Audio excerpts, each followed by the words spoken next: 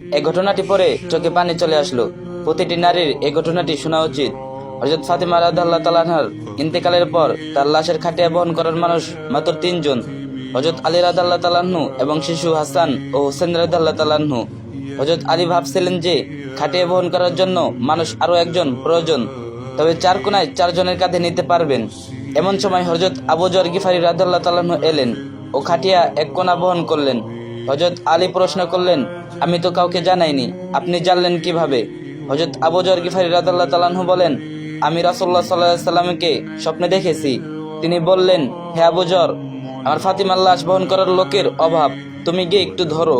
হযরত আবু যর গিফারি রাদিয়াল্লাহু তাআলা আনহু কবরের কাছে গিয়ে বললেন, হে কবর, আজ তোমার মধ্যে কে আসছে জানো? দোজাহানের বাদশাহের মেয়ে।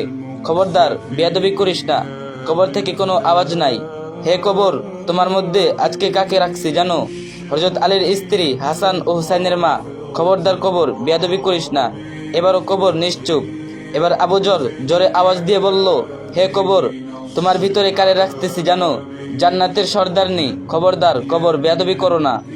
আল্লাহ কবরের জবান খুলে দিলেন। কবর বলল, আমি দোজাহানের বাদশাহের মেয়েকে চিনি না, হযরত আলীর স্ত্রীকে চিনি না, হাসান ও হোসেনের মাকেও চিনি না, জান্নাতের সর্দারনিকে চিনি না। আমি শুধু চিনি ঈমান আর আমল। আমল যদি ভালো হয় তাহলে আমি কবর তাকে জান্নাতের বিছানা বিছিয়ে দেব, আর যদি আমল খারাপ হয় তাহলে আমি কবর দুদিক থেকে এমন জোরে চাপ দিব যে হাড় মাংস মিশে একত্রিত হয়ে যাবে।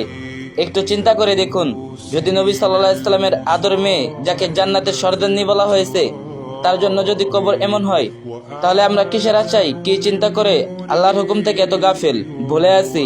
আল্লাহ আমাদের ঈমান ও নেক আমল নিয়ে কবরে যাবার তৌফিক দান করুন, সুম্মা আমিন। আর ভিডিওটা একটা শেয়ার করে দিন, আর যে যত পারেন বেশি বেশি কপি লিংক করে দিন।